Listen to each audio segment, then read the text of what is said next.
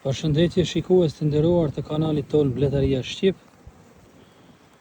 Para një jave apo 10 ditë dikon postum një video ku tregum për askosferozën, domethënë transferimin e një kolonie të sëmurë në nukleus me shtëpitë e re dhe me kornizat e reja. Ka shumë mendime, jo mbretresha, jo kjo i dini gjithë, pa u përsërit.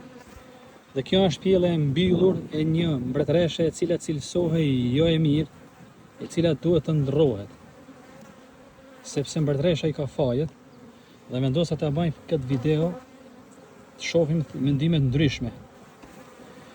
Tani ku qëndron problemi?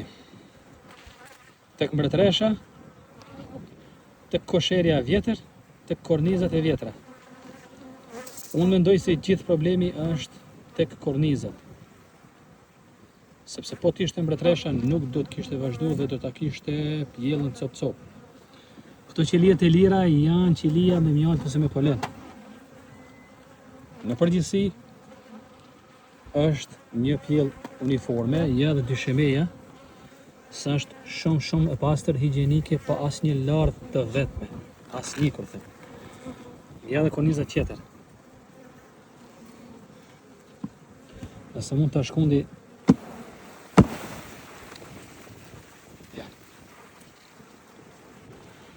kështu që kjo ishte e gjitha. Askosferoza mendoj se mund të krohet edhe në këtë formë. Nëse keni ndonjë mendim ose diçka ndryshe, ju lutem na komentoni.